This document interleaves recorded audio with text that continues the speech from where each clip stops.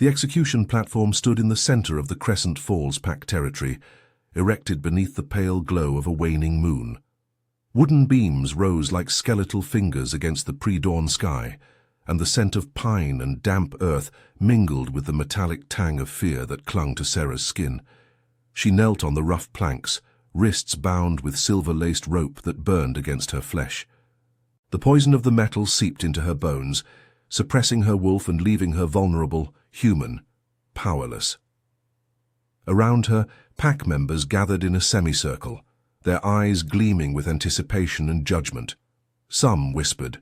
Others stared with cold satisfaction.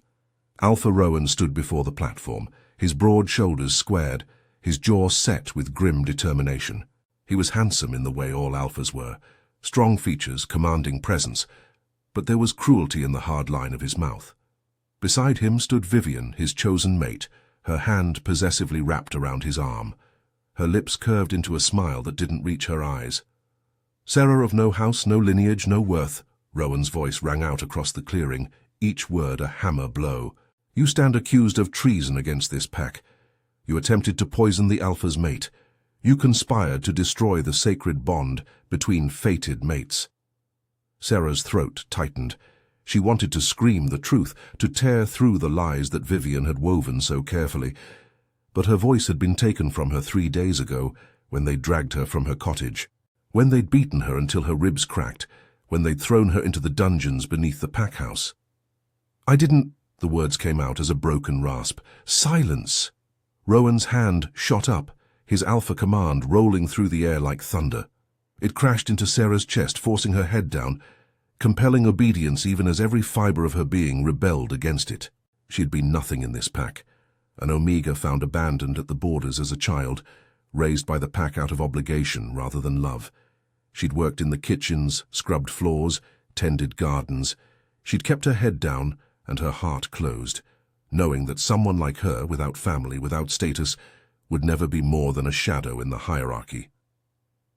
Then Rowan had noticed her, not because he loved her, not because the moon goddess had blessed them as fated mates, but because his wolf had recognized something in her scent during the autumn equinox celebration.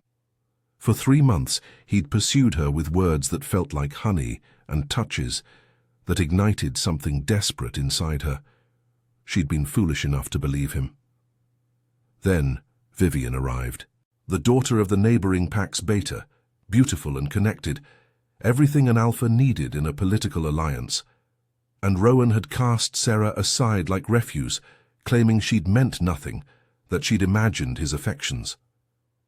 When Vivian fell ill after drinking wine at the celebration feast, it had been easy to blame the Omega who'd served it. Easy to accuse the girl nobody would defend. "The sentence is death," Rowan continued, his voice devoid of emotion. "At dawn, when the first light breaks, you will be executed for your crimes against this pack and its Luna." Luna. The title belonged to Vivian now, though no mating ceremony had taken place, though no bond had been forged under the full moon, but Rowan had declared it, and his word was law. Sarah lifted her head, meeting his gaze for one defiant moment. She saw nothing there, no remorse, no recognition of the nights they'd spent beneath the stars when he'd whispered promises against her skin. He'd erased her completely from his memory, or perhaps she'd never been real to him at all. "Any last words, Omega?"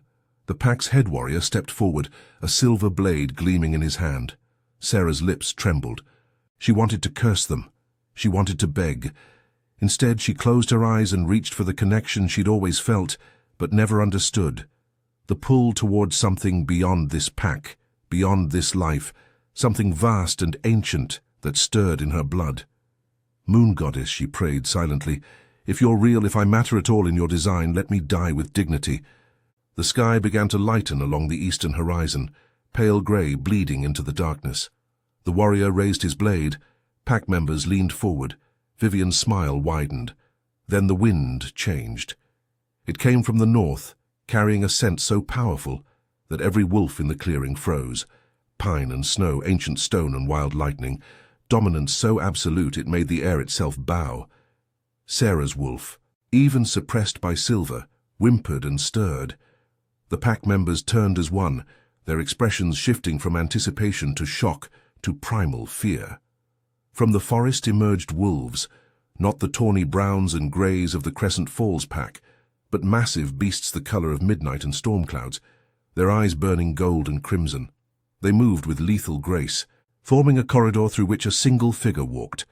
He was tall, broad-shouldered, dressed in black that seemed to absorb the fading darkness. His hair was dark as raven wings, his features carved from granite and shadow. But it was his eyes that seized Sarah's breath, silver like the moon at its fullest, cold and blazing simultaneously, ancient and terrible and beautiful. Power radiated from him in waves that made the platform beneath Sarah tremble. This was no ordinary Alpha. This was something more, something that legends whispered about in the deep of winter. Alpha King Khael of the Northern Territories, the most feared ruler in all the werewolf kingdoms. Rowan stepped forward, his bravado crumbling at the edges. "Your Majesty, this is unexpected. We weren't informed." "Informed?" Khael's voice was deep, resonant, carrying the weight of centuries.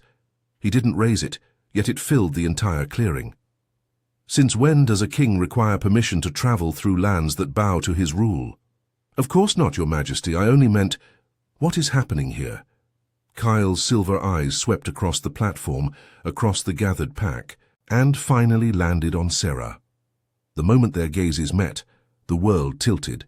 Sarah felt it like a physical blow. Recognition, connection, a golden thread that snapped into place between her soul and his.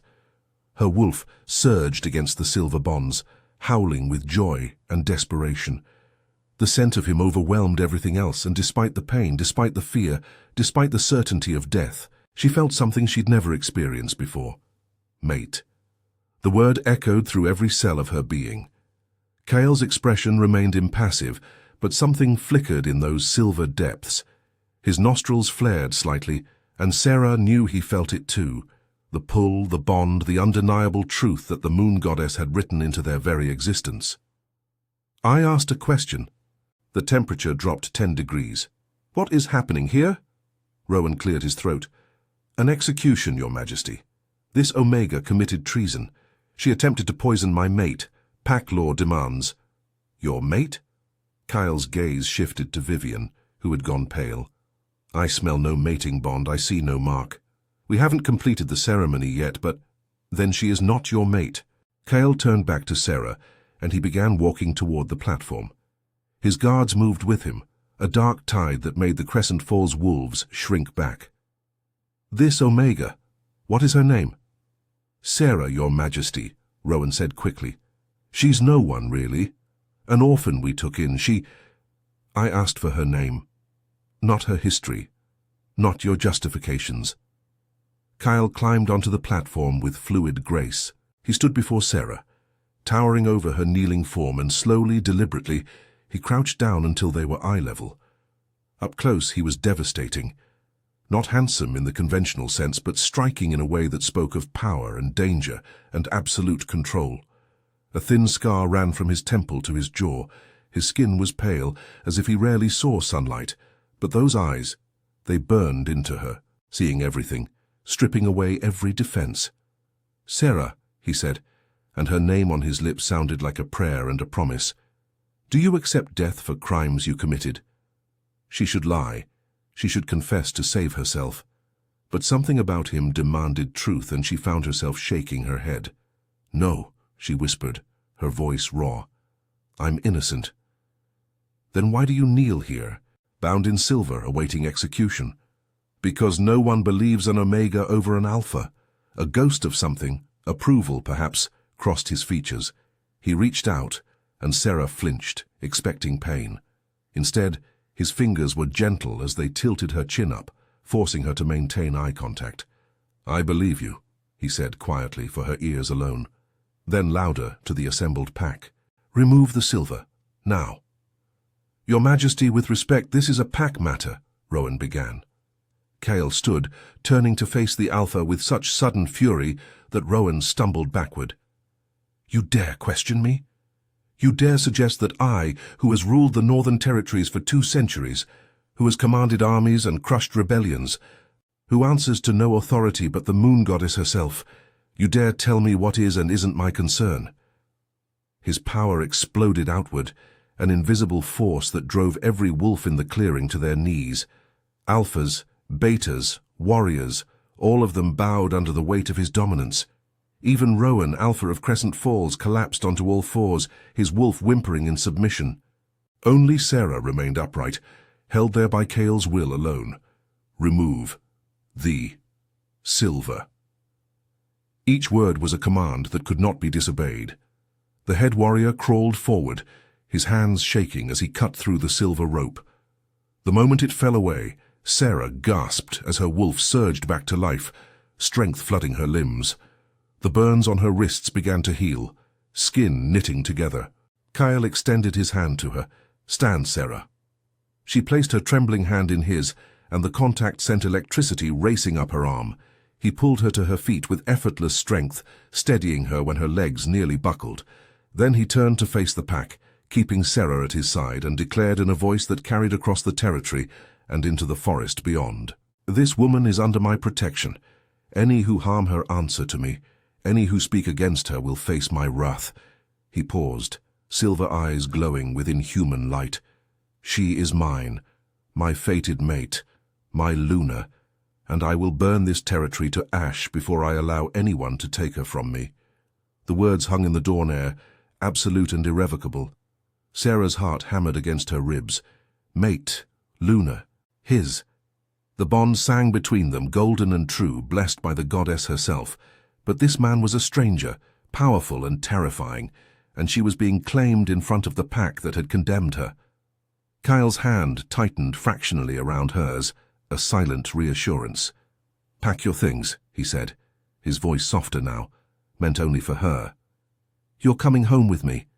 Home. She'd never had one.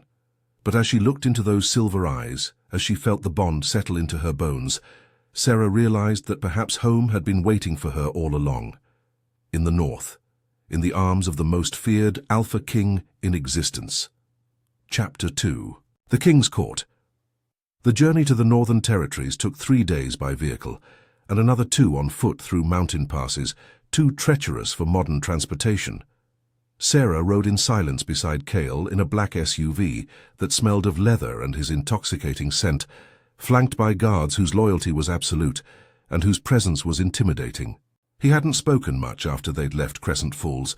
He'd given orders in that commanding voice, arranged for his guards to gather what few belongings Sarah owned, which amounted to little more than worn clothes and a silver locket her adoptive mother had given her before dying, and then they'd departed as dawn fully broke. Rowan had protested, of course. He'd argued jurisdiction and pack law, demanded explanations and compensation. Kyle had simply looked at him, and whatever Rowan saw in those silver eyes made him fall silent and bow his head in submission. Vivian had watched from behind Rowan, her expression twisted with fury and disbelief. Sarah had met her gaze one final time, letting her see the truth written plain. The goddess had other plans. Now, as they climbed higher into the mountains where snow never fully melted, and the air grew thin and sharp, Sarah stared out the window and tried to process everything that had happened. She'd been hours from death. Now she sat beside a king who claimed she was his fated mate. The bond hummed between them constantly, a golden thread she could feel but not see. Her wolf paced restlessly, desperate to get closer to him, to solidify the connection. But Sarah's human mind was cautious, overwhelmed, uncertain. "You're afraid of me." Kyle's voice broke the silence, startling her. She turned to find him watching her with those penetrating silver eyes. His expression remained neutral, unreadable, but something in his tone suggested he was displeased by her fear. "I'm grateful," she said carefully. "You saved my life." "That's not what I asked." "No." She looked down at her hands, at the fading scars on her wrists. "But yes, I'm afraid you're the Alpha King. The stories about you are likely true."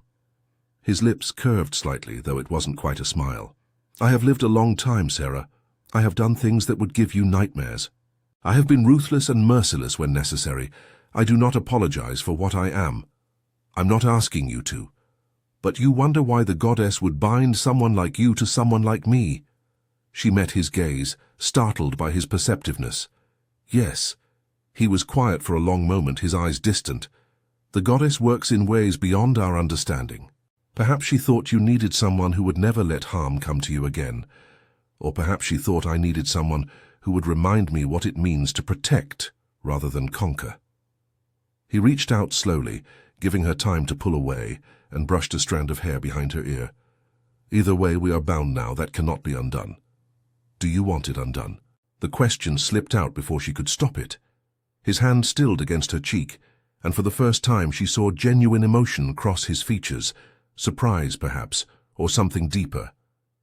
No, little wolf, despite the circumstances, despite the timing, despite everything logical that says we are strangers.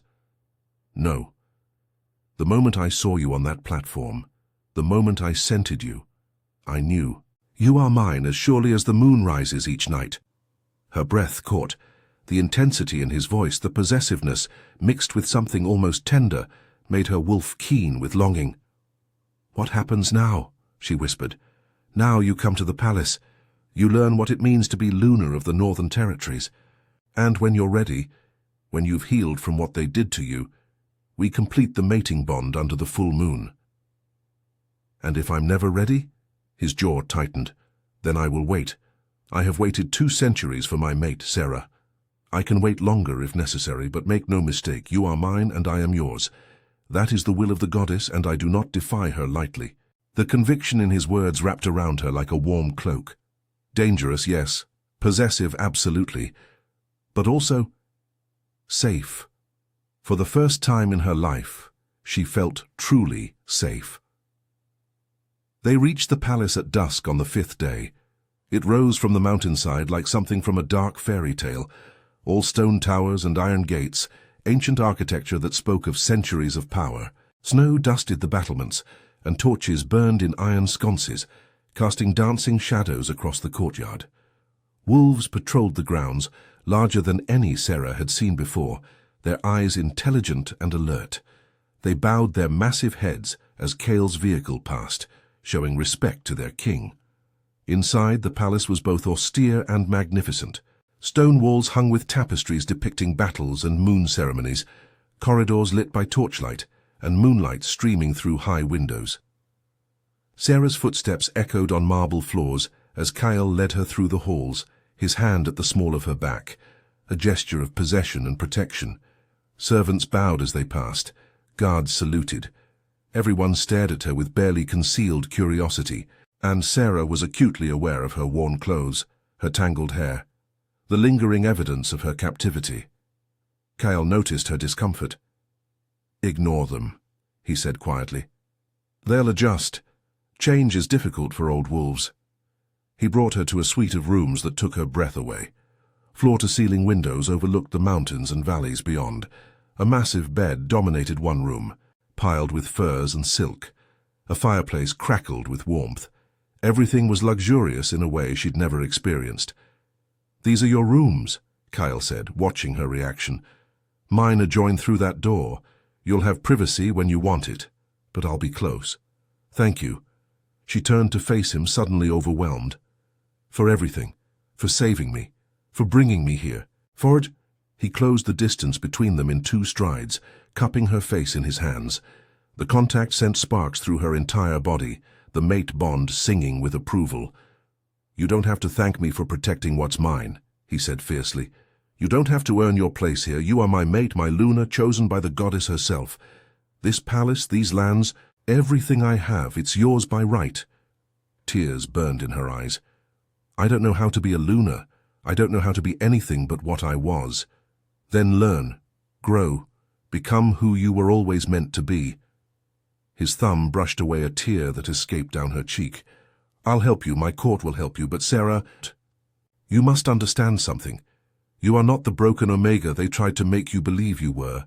You are fierce and strong, and you survived when they wanted you dead.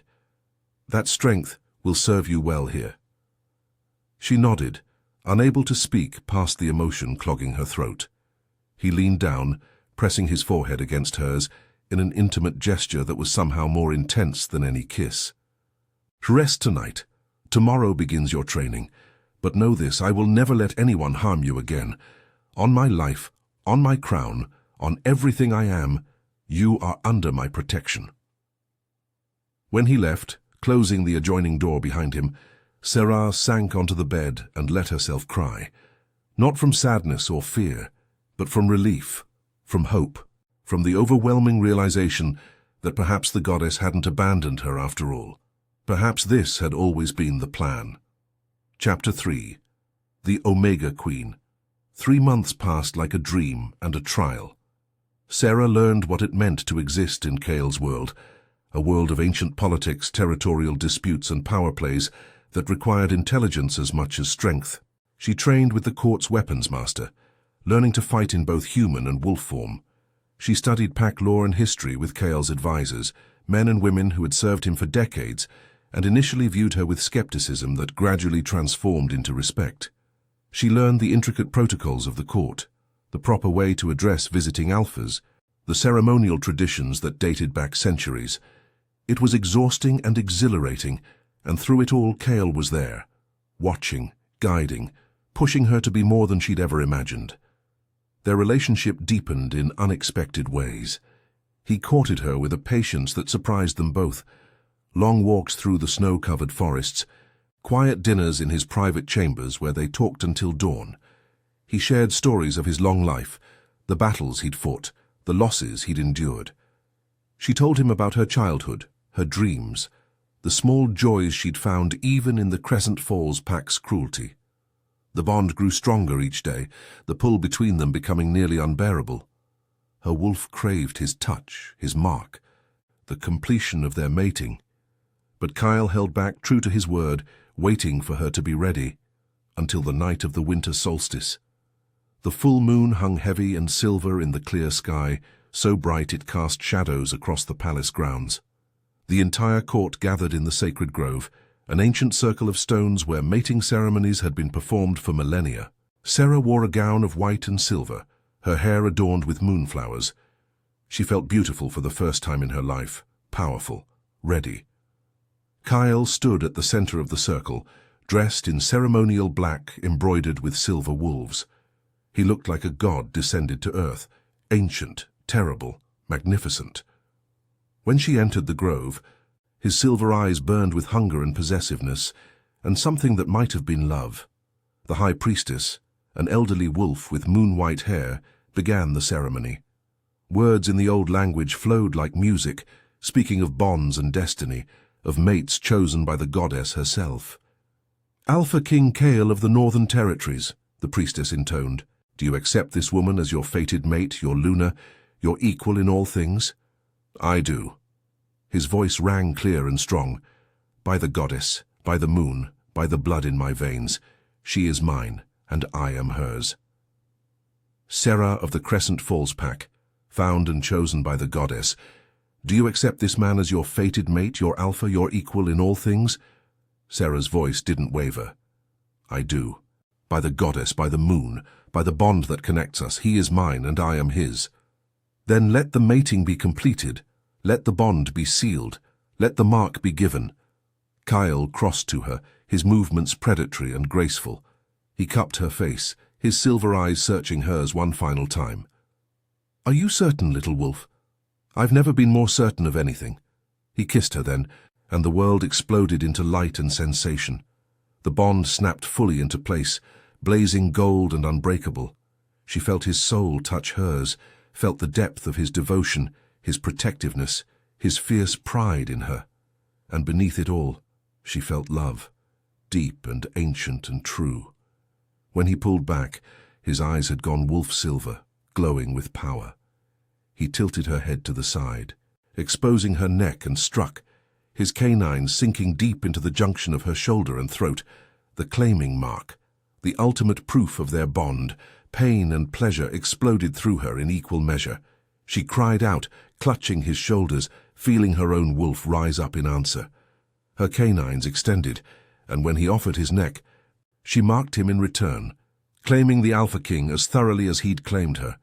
The mark burned silver on both their necks, visible proof of their completed bond. The court erupted in howls of approval. Wolves shifted and sang to the moon. The priestess smiled, ancient and knowing. But Sarah only had eyes for Kyle, for her mate, her king, her everything. "Mine," he growled against her lips. "Yours," she agreed, "always."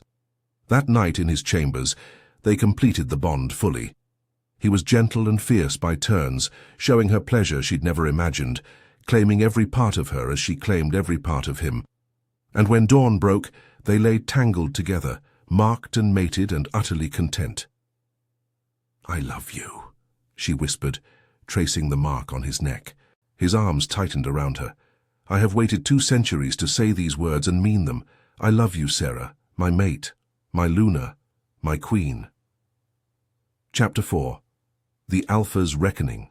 Spring came to the Northern Territories with a gentleness that surprised Sarah. Wildflowers bloomed in the high meadows.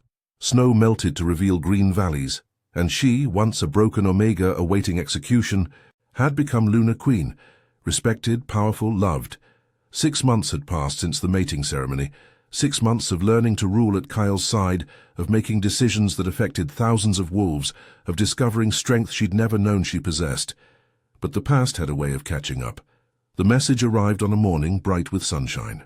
A formal request from Alpha Rowan of the Crescent Falls Pack, seeking audience with the Alpha King and his Luna on matters of territory and trade. Sarah felt ice form in her chest when she read the letter. Kyle, seated at his desk reviewing documents, noticed immediately. "What is it?" She handed him the letter wordlessly. His expression darkened as he read, his jaw clenching. "He dares. It's been 6 months. Maybe he's genuinely seeking peace. Or he's seeking something else." Kyle set the letter down, his silver eyes hard. "You don't have to see him. I can refuse the audience." "No." Sarah straightened her shoulders. "I'm not the same wolf I was when I left. I'm not afraid of him anymore." Pride shone in Kyle's gaze. "Then we'll receive him. Together." The audience took place in the Great Hall, with the entire court in attendance. Sarah sat on her throne, yes, her throne, carved from ancient wood and adorned with silver, wearing the crown of the Luna Queen. She'd grown into her power these past months, learning to carry authority with grace. When Rowan entered, accompanied by Vivian and a small retinue, Sarah saw the shock in his eyes. He'd expected to find the broken Omega he'd condemned. Instead, he faced a queen. Alpha King Kyle, Luna Queen Sarah. Rowan bowed, though the gesture seemed to pain him. "Thank you for granting us audience." "State your business." Kyle's voice was ice and command. "I come to apologize." The words seemed torn from Rowan's throat. He looked at Sarah, and she saw shame in his eyes. Whether genuine or performed, she couldn't tell. "I wronged you, Sarah. I accused you falsely. I nearly had you executed for crimes you didn't commit. I ask for your forgiveness and the restoration of peace between our packs." "And what prompted this sudden crisis of conscience?" Sarah asked, her voice steady and cool. Vivian stepped forward, her face pale. "I did. I confessed. I couldn't live with the lie anymore." The hall fell silent. "It was me," Vivian continued, her voice breaking. "I poisoned my own wine. I knew Sarah would be blamed because everyone knew Rowan had pursued her. I wanted her gone, wanted her destroyed. And I nearly succeeded." Tears streamed down her face. "I'm so sorry. I'm so sorry." Sarah felt nothing but a distant pity. This woman had nearly killed her, had stolen months of her life, had caused unspeakable pain. And yet, looking at her now, Sarah saw only a pathetic figure consumed by jealousy and regret. "You're right," Sarah said quietly. "You nearly succeeded. But the goddess had other plans. She sent me where I was always meant to be." She stood, descending from her throne with regal grace. Kyle rose with her, his hand going to the small of her back, always protective, always present. "I forgive you," Sarah said, and she meant it. "Because holding on to hatred would poison me more surely than anything you could devise. But understand this, Vivian, you will face justice for your crimes." "Alpha Rowan, your pack aided in the persecution of an innocent. That debt must be paid." Rowan's face went grey. "What? What do you require?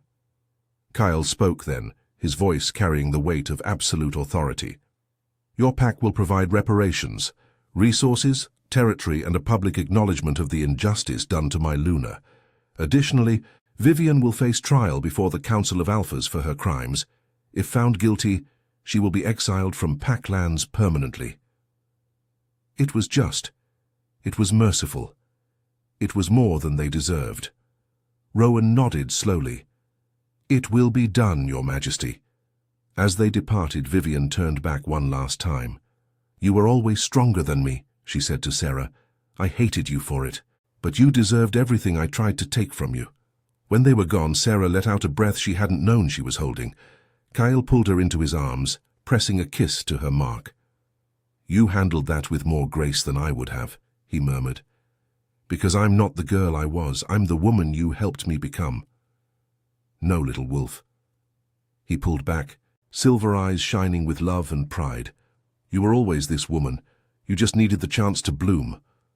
That evening they stood on the balcony of their chambers, watching the sun set over the mountains.